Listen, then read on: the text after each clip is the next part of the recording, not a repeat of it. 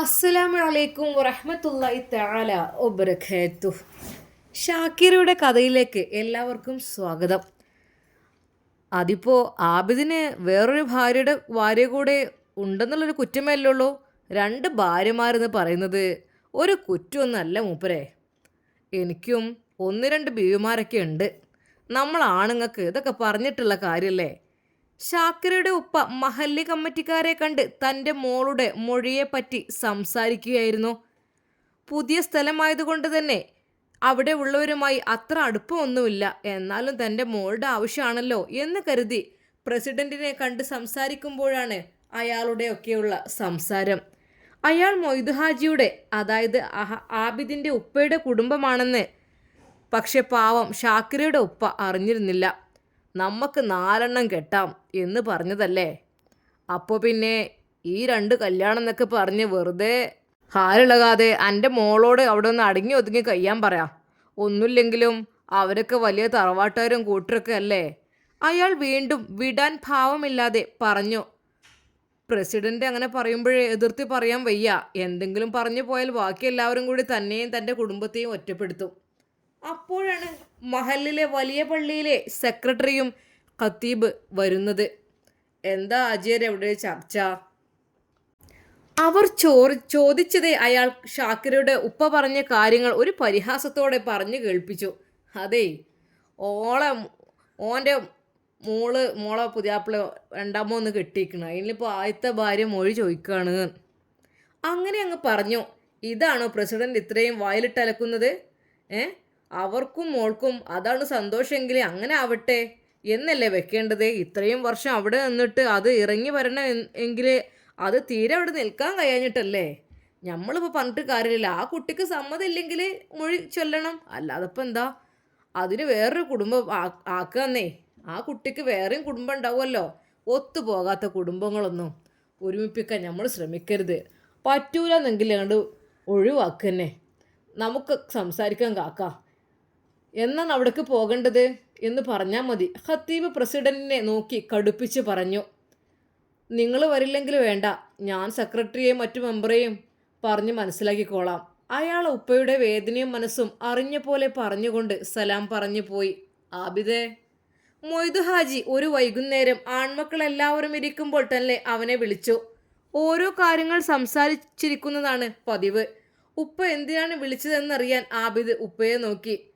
നിന്റെ ആദ്യ ഭാര്യല്ലേ, ഓളോടൊന്ന് വിളിച്ചീനോ? അവർ പള്ളിക്കമ്മിറ്റിക്കാർ കുറച്ച് ആളുകൾ നമ്മുടെ പള്ളിക്ക് വരുന്നു. അവർക്ക് മൊഴി വേണമെന്ന്. അങ്ങനെ ആകുമ്പോൾ അവൾ കൊണ്ടുവന്ന ആഭരണവും പണമൊക്കെ നൽകേണ്ടി വരും. പിന്നെ അവർ കോടതിയിലും കേസ് കൊടുക്കുന്നുണ്ടെന്നാ പറഞ്ഞു കേട്ടത്. അയാൾ തനിക്കറിയാവുന്ന കാര്യങ്ങൾ അവരുടെ എല്ലാവരുടെയും മുന്നിൽ നിരത്തി. ആബിദിന് പരിവേഷം തോന്നി. അവൾ എങ്ങനെ തന്നിൽ നിന്ന് നഷ്ടപ്പെട്ടു പോകും എന്നൊരിക്കലും വിചാരിച്ചതല്ല. റസിയുടെ കൂടെ അവൾ ഈ വീട്ടിലുണ്ടാകുമെന്ന് ഞാൻ ഉറച്ചു വിശ്വസിച്ചു. ഓൾ എന്നെ വിട്ടു പോവേ? ആങ്ങളമാർ ഇല്ലാത്ത ഷാക്കിറക്ക് അനിയത്തിമാർ ഇത്രയും കട്ട സപ്പോർട്ട് നൽകുമെന്ന് ഒരിക്കലും കരുതിയില്ല. അവർക്കൊക്കെ അവളൊരു ഭാരമായി തോന്നും എന്ന് കരുതി. മനുഷ്യൻ്റെ മനസ്സളക്കുന്നതിൽ ഞാൻ പരാജയപ്പെട്ടിരിക്കുന്നു. ഒരു നിമിഷം ഷാക്കിറയുടെ മുഖം മനസ്സിൽ നിറച്ചു. ഇനി തനിക്കവളെ നഷ്ടപ്പെടുമോ? റസിയയെ കെട്ടുമ്പോഴും മനസ്സിൽ അവളൊരിക്കലും തന്നെയോ ആ വീടോ വിട്ടു പോകില്ല എന്നായിരുന്നു കരുതിയത്. ഡാ അബി, അവരെ കോടതി വരെ ഒന്നും നടത്തിക്കേണ്ട. അവർക്ക് എന്തെങ്കിലും ഡിമാൻഡ് ഉണ്ടെങ്കിൽ അതങ്ങ് സമ്മതിച്ചു കൊടുത്തേരെ. കോടതിയിലൊക്കെ പോയി അതിൻ്റെ പിന്നാലെ നടക്കുന്നത് ബുദ്ധിമുട്ടും അത് നമുക്ക് മോശവുമാണ്. കൂട്ടത്തിൽ ഒരു സഹോദരൻ്റെ അഭിപ്രായത്തോടെ എല്ലാവരും അനുകൂലിച്ചു. മഹല്ല കമ്മിറ്റിക്കാരുടെ ഒപ്പം ഫെബിയുടെ ഹസ്ബൻഡും ഉപ്പയും വന്നിട്ടുണ്ട്. കൂടാതെ ഉമ്മയുടെ ഒരാങ്ങളെയും ഷാക്കിറയുടെ ഉപ്പയും. അവർക്കെല്ലാം ഒന്നേ പറയാനുണ്ടായിരുന്നുള്ളൂ, എത്രയും പെട്ടെന്ന് അവളുടെ കാര്യം തീർക്കുക. മഹല്ലിലെ എല്ലാവരും അവരെ കൂടെ നിന്നിട്ട് അവരും പെട്ടെന്ന് കാര്യങ്ങൾ നടക്കട്ടെ എന്നറിയിച്ചപ്പോൾ ആബിദിൻ്റെ വീട്ടുകാർക്കും എതിർത്ത് നിൽക്കാൻ തോന്നിയില്ല. 4 അറിഞ്ഞാലേ മോശല്ലേ. അവസാനം ചർച്ച തീരുന്നതിന് മുമ്പായിട്ട് കോടതി കേസ് വേണ്ടെന്ന് വെച്ചു. പക്ഷേ അതിന് അവർ പറഞ്ഞ 10 ലക്ഷം രൂപ നഷ്ടപരിഹാരം നൽകാമെന്നും തീരുമാനമായി. ഷാക്കിർ പറഞ്ഞതായിരുന്നു അവരുടെ ഒന്നും തനിക്ക് വേണ്ടെന്ന്. പക്ഷേ അനിയത്തിമാർ സമ്മതിച്ചില്ല. നമുക്ക് വല്ല അനാഥാലയത്തിലേക്കും കൊടുക്കാം. നിന്നെ അവിടെ ഒരു വേലക്കാരിയായി തരം താഴ്ത്തിയവളല്ലേ. ഒരിക്കലും വെറുതെ ഒന്നും പോരണ്ട. മാനസികമായും ആ വീട്ടിലെ മുഴുവൻ ജോലിയും കഴിഞ്ഞിട്ട് ഇല്ലാത്ത ജോലി കൂടെ പറഞ്ഞ് ചെയ്യിപ്പിച്ചു ഉപദ്രവിച്ചതല്ലേ. അപ്പോ അവരെ നമുക്ക് വെറുതെ വിടാൻ ഒക്കുവോ? ഫെബിയുടെ അഭിപ്രായം അതായിരുന്നു. എല്ലാം സഹിച്ചും കണ്ണീരൊഴുക്കിയും അവർക്ക് ദൈവം കൊടുത്തോളും എന്നൊന്നും ചിന്തിക്കുന്ന കൂട്ടത്തിലല്ല ഷാക്കിറയുടെ അനിയത്തിമാർ. ഇത്രയും വർഷം തങ്ങളുടെ ഇത്താത്തയെ പുല്ലുവില കൽപ്പിച്ചിട്ട് ചവിട്ടി അരച്ചവരോട് അങ്ങനെ ക്ഷമിക്കാൻ അവർക്കാകുമായിരുന്നില്ല. ഷാക്കിറക്ക് 10 ലക്ഷം നൽകണമെന്നറിഞ്ഞതോടെ ആയുഷമ്മ അവളെ പ്രാഗി. എൻ്റെ കുട്ടി അനുഭവിക്കേണ്ട സ്വത്തിൽ നിന്നാണല്ലോ ആ പണം പോകുന്നത്. ആ കുഞ്ഞിന് ജന്മം നൽകാൻ കഴിയാത്തവൾ മച്ചി അവൾ എൻ്റെ കുഞ്ഞിൻ്റെ സ്വത്തിൽ നിന്നും കൊണ്ടുപോവുകയാണല്ലോ. പഠിച്ചോനെ, അവൾ അനുഭവിക്കും, ആയുഷമ്മ ശപിച്ചു. 10 ലക്ഷവും വിവാഹത്തിന് ഷാക്കിറക്ക് കൊടുത്ത 15 പവൻ സ്വർണവും പിന്നെ 1.5 ലക്ഷം രൂപയും എല്ലാം കൂടെ 6 മാസത്തെ ഇട ചോദിച്ചു അവർ. അത്രയും കൊടുക്കാൻ ഇല്ലാഞ്ഞിട്ടല്ല, പെട്ടെന്ന് എത്രയും കൊടുക്കുമ്പോൾ കയ്യിൽ വേറെ ആവശ്യങ്ങൾക്ക് തികയാതെ വന്നാലോ എന്നോർത്തു. അതാണ്. അത്രയും തുക സ്വർണവും അവർക്ക് അത്ര ബുദ്ധിമുട്ടില്ലെങ്കിലും വെറുതെ അത് തങ്ങളുടെ കയ്യിൽ നിന്നും പോകുന്നതിൽ ഹാജിയാർക്കും മകനും വിഷമം തന്നെയായിരുന്നു. കയ്യിൽ കിട്ടിയ പേപ്പർ വിറക്കുന്നുണ്ടെങ്കിലും അവൾ ആ പേപ്പറിൽ എഴുതിയത് വായിച്ചു. ഇന്നു മുതൽ ഞാൻ ആബിദക്കയുടെ ആരുമല്ല. എത്ര വർഷം ഒരുമിച്ച് കഴിഞ്ഞു. എന്നെ ഞാൻ എങ്ങനെയാ സ്നേഹിച്ചു, എന്നിട്ട് തിരിച്ചതിൻ്റെ ഒരു 10% പോലും തിരിച്ചു കിട്ടിയില്ല. അവൾ കണ്ണുകൾ ഇറുക്കി അടച്ചു. ഇനിയും മറക്കാൻ കഴിയാത്ത ഓർമ്മകൾ മറക്കണം. ഇനി എൻ്റെ ആരുമല്ല അവൻ. എന്നാലും ആ കുഞ്ഞിനെ താലോലിക്കാനുള്ള ഭാഗ്യം എനിക്ക് നീ തന്നില്ലല്ലോ പടച്ചോനെ. അവസാനം ആ ഹൃദയം പടച്ചോനോട് പരിഭവിച്ചു. റീമ പറഞ്ഞതുപോലെ ആബിദിക്ക കുട്ടികൾ ഇല്ലാത്തത് കൊണ്ടല്ല റസിയെ വിവാഹം കഴിച്ചത് എന്ന് ചില സമയങ്ങളിൽ അവൾക്കും തോന്നിയിട്ടുണ്ട്. തന്നോടുള്ള സ്നേഹത്തിന് അത്രയേ ഉണ്ടായിരുന്നുള്ളൂ എന്ന് അവളിപ്പോൾ ഓരോ നിമിഷവും മനസ്സിലാക്കുന്നു. ഉമ്മ, അവരില്ലേ ആ നിയാസ്, അവർ റീമയുടെ ഹോസ്പിറ്റലിൽ നിന്ന് ഒഴിവാക്കി നാട്ടിൽ താമസിക്കുകയാണെന്ന്. അവരിത്തിരി ഡിപ്രഷനിലായിരുന്നത്രേ.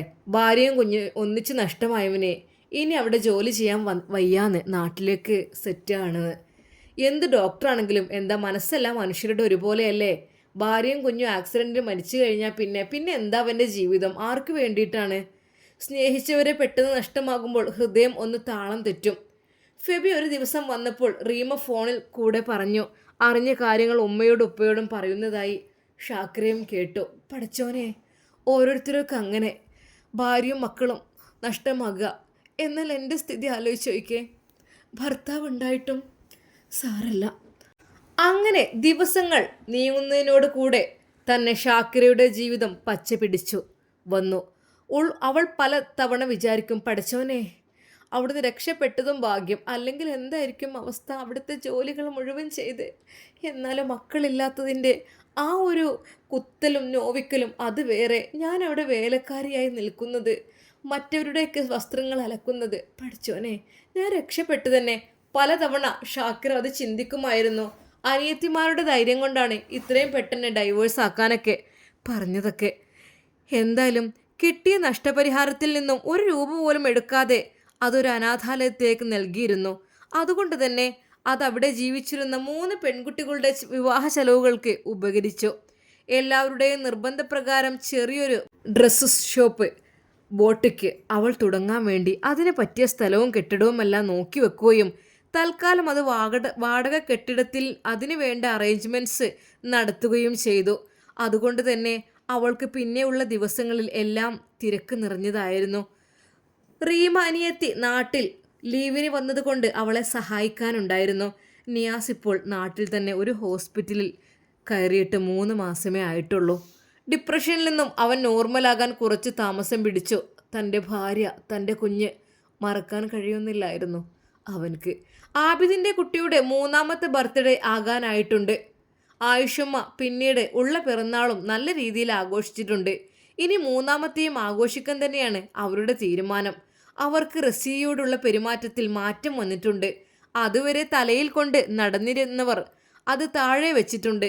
ഷാക്കിറക്കുണ്ടായിരുന്ന അത്രയും ജോലിയൊന്നുമില്ലെങ്കിലും കുഞ്ഞിൻ്റെ പാലുകുടിയെ മാറ്റിയ അന്നു മുതൽ ആ വീട്ടിലെ 3/4 ജോലിയും അവളുടെ തലയിൽ പതിയെ വന്നു ചേർന്നു. ഷാക്കിറക്ക് പറയാൻ ഉമ്മയും ഉപ്പയും സഹോദരിമാരുണ്ട്. പറയാൻ മാത്രമല്ല സഹോദരിമാർ അവരുടെ എല്ലാ കാര്യങ്ങൾക്കും സപ്പോർട്ടായിട്ട് കൂടെ തന്നെയുണ്ട്. എന്നാൽ റസിയക്ക് ഉപ്പ മരിച്ച് അനിയത്തിയെയും അനിയനെയും പഠിപ്പിക്കാൻ തന്നെ ആ ഉമ്മ കഷ്ടപ്പെടുകയാണ്. അത് ആബിദിനും ഐഷുമ്മക്കും അറിയാവുന്നത് കൊണ്ട് തന്നെ അവളുടെ കാര്യം കൂടെ കൂടെ കഷ്ടത്തിലായി കൊണ്ടിരുന്നു. റസിയയോട് ചതുർത്ഥിയായി തുടങ്ങിയിട്ട് ഉണ്ടെങ്കിലും കുഞ്ഞിനെ തലയിലും താഴത്തും നിർത്താതെ തന്നെയാണ് ആയിഷുമ്മയും മൊയ്തീൻ ഹാജിയും നോക്കുന്നത്. ആബിദിനും അവനെന്ന് പറഞ്ഞാൽ ജീവനാണ്. ആദ്യമൊന്നും കുഞ്ഞിനോട് അവനത്ര അടുപ്പുണ്ടായിരുന്നില്ല. അവനൊരു വയസ്സൊക്കെ ആയപ്പോഴാണ് അവൻ കുഞ്ഞിനോട് അടുത്തത്. കുഞ്ഞിനും അവനില്ലാതെ പറ്റില്ല എന്നാണ് അവൻ വീട്ടിലുള്ളപ്പോൾ അവൻ്റെ അരികിൽ നിന്ന് കുഞ്ഞ് മാറാറുമില്ല. ഉണ്ണാനും ഉറങ്ങാനും കുളിക്കാനും എല്ലാം കുഞ്ഞിന് ആബിദ് തന്നെ വേണം. അവൻ വീട്ടിലെത്തിയിട്ടേ കുട്ടി ഉറങ്ങുകയുള്ളൂ. അതുകൊണ്ട് തന്നെ ആബിദ് എത്രയും നേരത്തെ വീട്ടിലെത്താൻ കഴിയുമോ അത്രയും നേരത്തെ എത്താൻ ശ്രമിക്കാറുണ്ട്. നിയാസ് ഇപ്പോൾ അവൻ്റെ ഉമ്മയുടെയും ഉപ്പയുടെയും കൂടെയാണ് നിൽക്കുന്നത്. മകൻ്റെ ദുഃഖപൂർവമായ ജീവിതം കണ്ട് എന്ത് ചെയ്യണമെന്നറിയാതെ വിഷമിച്ചിരിക്കുകയാണ് ഉമ്മയും ഉപ്പയും. വർഷം 2 ഇനിയൊരു വിവാഹം കഴിക്കാൻ കഴിയാതെ വീർപ്പ് മുട്ടിയിരുന്നു. നിയാസിൻ്റെ ഉപ്പക്കും ഉമ്മക്കും പെൺമക്കളില്ലാത്തത് കൊണ്ട് തന്നെ അവനെ കാര്യങ്ങൾ പറഞ്ഞ് മനസ്സിലാക്കാൻ ഉപ്പ തൻ്റെ അനിയൻ്റെ മകൾ സജിനയെ ഫോൺ വിളിച്ച് വരാൻ പറഞ്ഞിട്ടുണ്ട്. സജിന അവരുടെ വീട്ടിലേക്ക് വന്ന അന്ന് തന്നെയാണ് റീമയും ഭർത്താവും കുഞ്ഞും നിയാസിനെ കാണാൻ വന്നതും. അതായത് ഷാക്കിരയുടെ അനിയത്തിയും ഭർത്താവും കുഞ്ഞും. റീമയെയും ഫാമിലിയെയും നിയാസിൻ്റെ ഉമ്മ വീടിൻ്റെ ഉള്ളിലേക്ക് ക്ഷണിച്ചപ്പോൾ ആരാ മൂത്തുമ്മ വന്നത് എന്ന് ചോദിച്ചുകൊണ്ട് സജിനയും അടുക്കളയിൽ നിന്ന് എത്തിയിരുന്നു. സജിന റീമയെയും അവളെയും കണ്ടൊന്ന് പകച്ചു. പരസ്പരം ഇങ്ങനെ റിലേഷൻ ഉണ്ടെന്ന് അറിയില്ലായിരുന്നു ഷാക്കിറക്ക്. സജിന മുഴുവൻ ആകാതെ നിർത്തി. സുഖമാണ്. റീമ പുഞ്ചിരിയാലെ ഉത്തരവും നൽകി. ആഹാ, നിങ്ങൾ തമ്മിൽ അറിയോ? ഉമ്മ ആശ്ചര്യത്തോടെ ചോദിച്ചു. ആബിദിൻ്റെ ആദ്യ ഭാര്യ ഷാക്കിറയുടെ അനിയത്തിയാണ് റീമ എന്ന് അറിവ് അവരുടെ മുഖം മങ്ങിച്ചു. അതവളെ ഓർത്തായിരുന്നു. അവൾ അവിടെ അനുഭവിച്ചിരുന്നത് സജിന പറഞ്ഞു കേട്ടിട്ടുള്ള അറിവുള്ളത് കൊണ്ടാണ്. ഒരു കാലത്ത് സജിന ഷാക്കിരയെ സപ്പോർട്ട് ചെയ്തിരുന്നു. എന്നാൽ പെട്ടെന്ന് ഇങ്ങനെയൊരു ബന്ധം ഇത് അറിയുക പോലുമില്ലായിരുന്നു. ശരിക്കും അവർ തന്നെ കണ്ടപ്പോൾ ഞെട്ടിപ്പോയി. എന്നാൽ അവരുടെ സംസാരത്തിനിടയിൽ ഷാക്കിരയുടെയും നിയാസിൻ്റെയും ജീവിതം നിറഞ്ഞു നിന്നു. എല്ലാവരും ഒടുവിൽ നിയാസിൻ്റെ ഉമ്മ സജിനയെ ഓർമ്മപ്പെടുത്തി. മോളെ, അവന് വീണ്ടും ഒരു ജീവിതം ആകുമ്പോഴേക്ക് അതിൽ നിന്നും എന്നാൽ അവന് കുറച്ചൊക്കെ ആശ്വാസത്തോടു കൂടി മുന്നോട്ട് പോകാൻ കഴിയും. പക്ഷെ അവനതിന് കൂട്ടാക്കുന്നില്ല. എന്താ ചെയ്യുക? പോകേണ്ടവർ പോയി, അവരൊക്കെ പോയി, ഭാര്യയും കുഞ്ഞും. ഇനി അവനിങ്ങനെ ഒറ്റയ്ക്ക് നടന്നാൽ പറ്റൂലല്ലോ. അവനക്ക് വേണ്ടേ ഒരു ജീവിതം? എന്നാൽ കുറേയൊക്കെ അവൻ ഓക്കെ ആവും. അല്ലാതെ ഈ ഡിപ്രഷൻ എന്ന് പറഞ്ഞിട്ട് നടന്നിട്ട് എന്താ? അവന് ആകെപ്പാട് ടെൻഷനാണ്. അല്ലാതെ ഇപ്പം എന്താ ചെയ്യുക? റീമ തിരിച്ചു പോകാൻ ഇനിയും ദിവസങ്ങളുണ്ടോ? സംസാരങ്ങൾക്കൊടുവിൽ നിയാസിനെ വെയിറ്റ് ചെയ്തിരിക്കുമ്പോൾ ആണ് സജിനയിൽ നിന്നും ആ ചോദ്യം വന്നത്. 2 ആഴ്ച കഴിഞ്ഞാൽ ഞങ്ങൾ പോകും. റീമ അവൾക്ക് പെട്ടെന്ന് തന്നെ മറുപടി കൊടുത്തു. എന്നാൽ പോകുന്നതിന് മുമ്പ് ഒരു ദിവസം നിയാസ്കയെ കൂട്ടി വരാം. എനിക്ക് ഷാക്കിരയെ ഒന്ന് കാണണം. സജിന പറഞ്ഞപ്പോൾ അതിനെന്തോ വന്നോളൂ, ഇത്താക്കും അത് സന്തോഷമാകുമെന്ന് പറഞ്ഞു. എന്നാൽ ഇതെല്ലാം കേട്ടുകൊണ്ട് നിന്ന ഉമ്മയുടെ മനസ്സിൽ പെട്ടെന്നാണ് ഒരു ആശയം ഉദിച്ചത്. എന്തുകൊണ്ട് ഷാക്കിറയെ നിയാസിൻ്റെ ഭാര്യയായി കൊണ്ടുവന്നൂടാ? ഷാക്കിറയെ പറ്റിയെല്ലാം അറിയുന്ന സജിന പറഞ്ഞു അറിയാം അവളൊരു പാവമാണെന്ന്. അവളാകുമ്പോൾ നിയാസിനും എല്ലാം ഉൾക്കൊണ്ട് ജീവിക്കാനുള്ള സാവകാശം കിട്ടും. 2 പേരും വിവാഹം കഴിഞ്ഞു സൗഹൃദത്തോടെ ജീവിക്കട്ടെ. അവൻ്റെ ജീവിതത്തിൽ ഇപ്പോൾ നല്ലൊരു കൂട്ടാണ് വേണ്ടത്, എല്ലാം പങ്കുവെക്കാൻ ഒരാൾ. അതോർക്കവേ ഷാക്കിറയെ കാണാൻ എല്ലാവർക്കും ആഗ്രഹം തോന്നി. എനിക്കും അവളെ കാണാൻ ആഗ്രഹം തോന്നുന്നു. എന്നാൽ പിന്നെ ഞാനും വരാം മോളെ, അവളെ കാണാം. ഞാനും കുറേയായി കുട്ടിയെ കാണണമെന്ന് ആഗ്രഹിക്കുന്നു. നീ പറഞ്ഞു എന്നല്ലാതെ ഞാൻ കണ്ടിട്ടില്ല. മൂത്തുമ്മയുടെ പെട്ടെന്നുള്ള ആഗ്രഹം കണ്ട് അവർ മൂത്തുമ്മയെ അടുമിടിയൊന്ന് നോക്കി. അവളുടെ നോട്ടം കണ്ട് അവരൊന്ന് പരുങ്ങി. ഇനി അവൾ തൻ്റെ മനസ്സ് വായിച്ചോ അറിയാതെ? മൂത്തുമ്മ വിചാരിച്ചു. റീമയും ഫാമിലിയും നിയാസ് വന്നതിന് ശേഷം പോകാനിറങ്ങി. ഞങ്ങൾ പോകുന്നതിന് മുമ്പ് അങ്ങോട്ട് ഇറങ്ങി എന്ന് പറഞ്ഞാണ് അവർ പോയത്. അവർ പോയതോടെ നിയാസ് തൻ്റെ റൂമിലേക്ക് നടന്നു. ഒന്ന് കുളിക്കണം എന്ന് പറഞ്ഞാണ് പോയത്. അവൻ റൂമിൽ കയറി ഡോർ അടയുന്നതുവരെ കാത്തിരുന്നവൾ വേഗം മൂത്തമ്മയെ ഭീഷണിപ്പെടുത്തി. എന്താ ഇത്ര പെട്ടെന്നൊക്കെ പല പല ആഗ്രഹങ്ങൾ? അവൾ കണ്ണുരുട്ടി ചോദിച്ചപ്പോൾ പറയണോ വേണ്ടയോ എന്നറിയാതെ അവരൊന്ന് ആലോചിച്ചു. ആലോചനക്കൊടുവിൽ അവരുടെ മനസ്സിലെ ആഗ്രഹം അവളോട് പറഞ്ഞു കഴിയുമ്പോൾ അവർ വല്ലാതെ വിയർത്തിരുന്നു. ആഹാ, മൂത്തമ്മക്ക് അങ്ങനെ ഒരു ആഗ്രഹം ഉണ്ടല്ലേ? അങ്ങനെയാണെങ്കിൽ പിന്നെ എന്തിനാ എൻ്റെ മൂത്തമ്മങ്ങൾ ഇങ്ങനെ പരുങ്ങുന്നത്? അതങ്ങ് പറഞ്ഞാൽ പോരെ? അതെ, ഷാക്കിർ നല്ലവനാണ്. സജ്നക്കറിയാം അവളുടെ കാര്യങ്ങളൊക്കെ. ശരിക്കും നിയാസുമായുള്ളൊരു വിവാഹം അത് നടന്നു കഴിഞ്ഞാൽ ഷാക്കിർ രക്ഷപ്പെടും. നിയാസ് പാവമാണ്, നല്ല മനുഷ്യനാണ്, ഡോക്ടറാണ്. പക്ഷേ എന്ത് ചെയ്യാൻ, ഷാക്കിറയാണ് അതിലേറെ പാവം. എന്തൊക്കെ തന്നെയാലും ഇൻഷാ അല്ലാ ഉമ്മയുടെ മനസ്സിലെ ആഗ്രഹം സാധിക്കുമോ? ഇനി നിയാസിനോട് ഷാക്കിറയുടെ കാര്യം പറഞ്ഞാൽ നിയാസ് അതിന് സമ്മതിക്കുമോ? നമുക്ക് കാത്തിരുന്ന് കാണാം. അതുവരേക്കും എല്ലാവർക്കും അസ്സലാമു അലൈക്കും വറഹ്മത്തുള്ളാഹി തആല വബറകാതുഹു.